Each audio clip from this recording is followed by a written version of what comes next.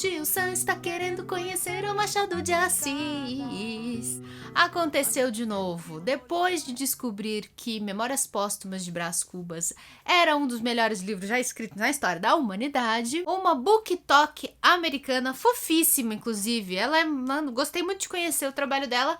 Ela foi partir para mais Machado de Assis e chegou aquele que eu considero o melhor livro do Machado de Assis, que é o Dom Casmurro. E aí ela ficou naquela coisa, no arrebatamento. E claro, como não podia deixar de ser, ela ficou se perguntando, que todo mundo pergunta, até quem nunca leu Dom Casmurro e finge que leu Dom Casmurro, que é aquela dúvida. Será que Capitu traiu ou não traiu o Bento Santiago? Né, Capitu? Traiu ou não traiu, Capitu? Me fala! Me fala, Capitu, ó. Me fala, vai. É agora, é o momento da verdade. Traiu ou não traiu? Não me olha desse jeito. Vamos. Vai, olho no olho agora. Traiu ou não traiu? Ela não é de muitas palavras. Enfim, mas o que eu quero dizer com tudo isso é que quando a gente realmente lê Dom Casmurro, quando a gente não fica só nessas discussões assim superficiais sobre a honestidade de Capitu como esposa do século XIX, quando a gente para prestar atenção mesmo no texto, a gente percebe que Dom Casmurro é um tipo de livro que foi escrito de propósito para passar o máximo de ambiguidade possível. Machado não era gênio por acaso, ele não era só porque ele escrevia bonito, porque ele enchia o livro dele de referências, né? Não é por causa disso. O Machado era genial porque ele encheu este texto e outros textos dele com pistas que indicam para várias possibilidades de interpretação. Então, se você estiver procurando com esse olhar, você vai encontrar sim provas de que Capitu traiu. Mas se você prestar atenção também nos detalhes, nos furos, você vai ver que também tem muita prova de que o marido dela não passava de um homem paranoico, que ele tinha imaginado tudo, que ele tinha enxergado significado em coisas que não passavam de simples coincidências. E olha só esse barulho. É a Capitu aqui, ela sabe que eu tô falando dela, ela tá aqui fazendo bagunça. Vamos parar? Enfim, mas já que agora os americanos estão falando da nossa literatura, eu vou me dar o direito também de comentar um pouquinho sobre um livro da literatura deles, que também suscita o mesmo tipo de debate, o mesmo tipo de ambiguidade e que tem defensores fervorosos tanto de um ponto de vista quanto do outro. Que é esse livro aqui, que eu acabei de ler recentemente com vocês, A Volta do Parafuso de Henry James. Para muita gente é uma obra da literatura britânica, né? Se passa na Inglaterra, o próprio escritor morou muitos anos lá na Inglaterra, mas Henry James, vale sempre lembrar, também é disputado como um autor norte-americano, porque ele nasceu nos Estados Unidos, nasceu e foi criado, ele tem as raízes dele ali muito estabelecidas, é que ele meio que é disputado pelos dois países e eu consigo entender, né? Se Machado tivesse vivido parte no Brasil, parte em Portugal, eu tenho certeza que os dois países iam reivindicar o autor como deles, né? Mas não, Machado é só nosso, tá? Enfim, não é tão absurda e descabida assim essa relação que eu tô fazendo entre Henry James e o nosso Machado de Assis. Embora tivessem estilos diferentes, repertórios diferentes, vivessem realidades sociais totalmente diferentes, não vale nem a pena eu perder tempo explicando, né, que o Rio de Janeiro do Brasil imperial era totalmente diferente do que o Henry James viveu lá nos Estados Unidos e na Inglaterra, mas apesar disso, dá pra perceber que eles pertencem a uma mesma leva de escritores que estavam vivendo um momento histórico e artístico em que eles estavam explorando essa questão dos narradores que contam a história da própria vida, mas de uma maneira que a gente não pode confiar completamente. Não porque eles quisessem deliberadamente nos enganar. Às vezes, esses narradores não têm a clareza suficiente para fazer essa análise honesta da própria vida e estão nos enganando ao mesmo tempo que estão se enganando. O famoso caso dos narradores não confiáveis. E assim, escritores como o James e o Machado mostravam pra gente que por baixo da superfície, das aparências, daquela casca de respeitabilidade que todo mundo no final do século XIX gostava de exibir, por baixo disso, você tinha pessoas atormentadas, pessoas que corroíam culpas, que não sabiam se tinham tomado as melhores decisões na vida e que talvez não fossem exatamente cheias de sanidade mental, se é que você pode me entender. É o que a gente tem aqui na Volta do Parafuso.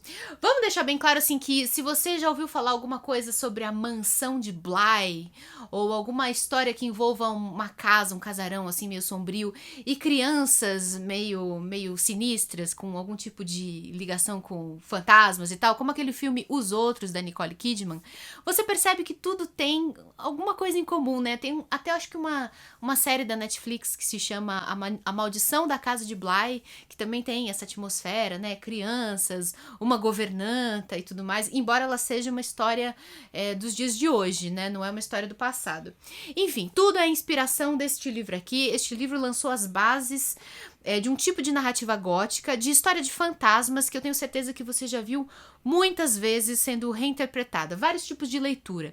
De histórias que tem principalmente essa figura da criança meio sinistra, né? Por exemplo, as gêmeas que surgem no corredor daquele hotel do Iluminado. Vem daqui, vem essa coisa de, será que criança é sempre um poço de doçura e de inocência? Ou será que criança também pode ter um ladinho assim meio apavorante? Principalmente quando elas são fofas demais. Tudo isso foi inaugurado por este homem aqui neste livro chamado A Volta do Parafuso. Essa foi uma contribuição assim gigantesca para todo um gênero de histórias de fantasmas que fazem parte da cultura popular do Ocidente e hoje em dia já se espalharam para o mundo inteiro. Então a gente tem uma história que foi publicada em 1898, bem pertinho de Dom Casmurro, né, que foi 899, 1900 por aí, e que traz uma narrativa em primeira pessoa, uma espécie de confissão. Tem toda uma introdução, né? Tem um cara que fala que ele teve acesso a um manuscrito e que é uma história assustadora de uma mulher que ele conheceu. Tem toda uma introduçãozinha assim, né? Como era de praxe. Mas a história mesmo, é um diário, uma narrativa contada em primeira pessoa por uma mulher que tinha passado um tempo trabalhando como preceptora, que é uma espécie de professora particular, para duas crianças órfãs que tinham sido abrigadas na casa de um tio no interior da Inglaterra vitoriana. Então a gente tem uma mulher jovem, inexperiente, impressionável, responsável por duas crianças, uma tem 10 anos e a outra tem uns 7, 8 anos.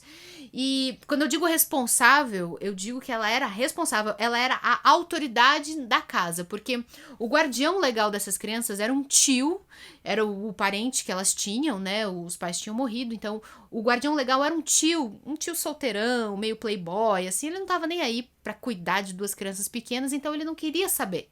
Ele contratou uma mulher, uma governanta, para cuidar das crianças e não incomodá-lo em nada. As instruções foram essa: você fica lá na casa, você tem tudo o que você precisar, mas você não me encha o saco falando dessas crianças. Assim foi feito. A menina tinha uma origem assim meio humilde e tal, ela era filha de um pároco, que é um padre, né, da igreja anglicana aí no interior da Inglaterra, uma família pobre. Ela obviamente aceitou esse emprego como uma maneira de ascensão social, ascensão profissional, e também porque ela achou aquele empregador, aquele tio, um cara bonitão, ela ficou meio encantada por ele. E acabou aceitando esse emprego. Um emprego terrível quando a gente para pra pensar. Porque de repente ela tá sozinha numa propriedade, assim, cuidando de duas crianças que ela não conhece, que ela não sabe do passado, ela não sabe da história, ela não sabe como se comportam. E essas duas crianças também, elas estão ali sozinhas, né? Sem uma figura materna de verdade, né? Sem uma pessoa da família, assim, que cause nelas aí um conforto, uma segurança emocional. Mas é assim que acontece. A preceptora logo percebe que as duas crianças são fofíssimas, parecem dois anjinhos. Meu Deus do céu, ela fica até impressionada. Que crianças lindas, bonitas, educadas, inteligentes. O menino, principalmente, mais velho, né? Parecia um mini adulto, assim. Então, no começo é aquele espanto, né? Que crianças maravilhosas. Nunca houve crianças mais angelicais na face da Terra. Será? Não é bem assim, porque não demora muito tempo, a solidão, o isolamento, toda essa situação tensa, né, de querer mostrar que você é capaz de dar conta do trabalho, acabam fazendo com que ela fique tendo umas visões. A gente não sabe, o Henry James dá todas as dicas para os dois lados. A gente não sabe se ela tá vendo de verdade ou se ela tá só imaginando, mas o fato é que ela está vendo vultos, vendo pessoas. Ela vê primeiro de longe um homem, uma mulher, tudo. Com o tempo ela vai investigando quem são essas pessoas que aparecem na janela, né? Um homem e uma mulher que ela enxerga. Ela acaba se convencendo de que são dois fantasmas. Fantasmas de empregados domésticos que tinham passado por aquela casa antes da chegada dela. A preceptora anterior, né, que ocupava o cargo que ela tá ocupando agora, e um empregado ali da casa que tinham morrido, né, os dois. E mais do que isso, estes dois, né, segundo a fofoca dos outros empregados, havia outros empregados ali, outros serviçais naquela mansão enorme.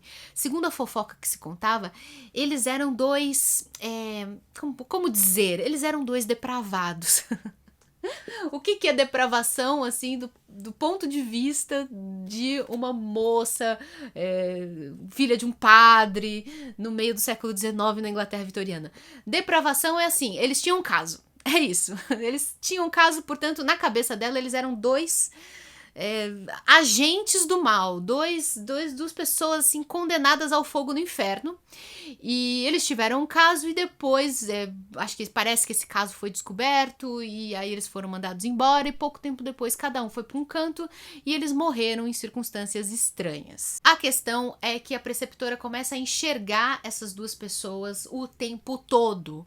Ela enxerga pela janela, ela enxerga do outro lado do lago, ela enxerga descendo a escada da mansão de noite segurando um castiçal, assim, aquela cena bem fantasmagórica. Ela vê embaixo da escada o homem lá olhando pra ela.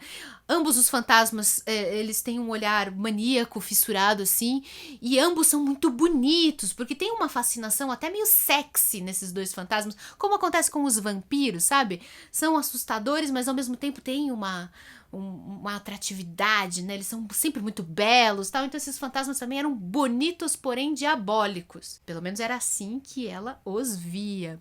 Mas a coisa começa a ficar mais tensa ainda quando a preceptora começa a suspeitar que aquelas duas criancinhas, né, que ela estava educando, elas, embora não dessem nenhuma demonstração de que enxergassem os fantasmas, na cabeça da preceptora, aquelas duas crianças não só viam os fantasmas, como elas fingiam não ver e praticavam na frente dela uma espécie de teatro, um jogo de faz de conta, fingindo não ver os fantasmas e não se comunicar com eles, porque ela descobre, olha só as coisas que ela vai descobrindo só na fofoca ali, que as duas crianças eram muito afeiçoadas àqueles empregados domésticos quando eles eram vivos. Então ela começa a suspeitar que, olha só, esses dois anjinhos talvez sejam dois diabinhos. E aí, o que eu faço? O que eu, sozinha, ela tem 20 anos de idade, ela não tem experiência nenhuma, nem emocional e nem profissional, nada. O que eu faço agora? Eu comunico o meu patrão, que disse que não queria ser incomodado por nada, eu finjo que nada tá acontecendo, ou eu, como boa mulher cristã, tento salvar essas duas alminhas inocentes, essas duas criancinhas, da influência maligna desses dois fantasmas que, sem dúvida nenhuma, querem levá-las para o lugar de onde eles estão. Querem dar um jeito de roubá-las. O que eu faço? É o que se pergunta a nossa narradora. E assim ela começa a nos contar tudo o que vai acontecendo e toda hora nós temos elementos para supor que os fantasmas são reais e que as crianças de fato estão ali fazendo um jogo com elas, um fingimento, mas nós também temos elementos para supor e afirmar que essa moça, sob a pressão que ela está vivendo, está imaginando tudo. Está usando tudo isso como um subterfúgio para tiranizar, superproteger, controlar duas crianças inocentes. Ela é uma heroína ou ela é uma anti-heroína? Ela é bem intencionada e tenta fazer o bem para salvá-las?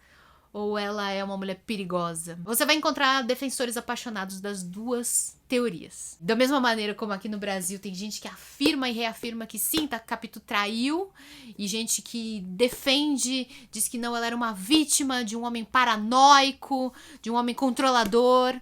Da mesma maneira você vai ter esses dois times se dividindo aqui. E esse que é o legal. A ambiguidade dessas histórias é o que faz delas literatura de primeira qualidade. Livros que a gente precisa ler com uma lupa na mão para tentar identificar todo o subtexto. Tudo que não é dito por baixo das coisas que são ditas.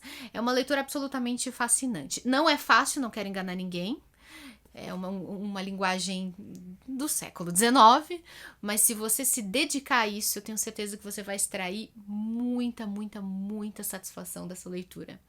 É um dos livros, assim, mais deliciosos que eu li este ano. E se depois de ler você quiser ver uma análise mais cuidadosa, vai assistir as minhas lives da leitura coletiva. Ficaram muito, muito, muito legais. Modéstia à parte, eu acho que ficaram bem completinhas. Vai lá assistir depois, o conteúdo tá todo aqui no histórico deste canal. E eu agradeço a todos por terem assistido esse vídeo e agradeço mais ainda a nossa patrocinadora, que é a Alura, que é a maior escola de tecnologia do Brasil, que também conta com o seu fantasminha, camarada, que ajuda as pessoas. No caso, é um fantasma bom, que é o fantasma da Luri, a inteligência artificial da Alura, que é um chatbot que está incluído na matrícula. Então você vai lá, você faz uma matrícula única que te dá acesso a todas as formações. São centenas de cursos, são 1000 possibilidades de se aprimorar, de aprender mais, de mudar de profissão.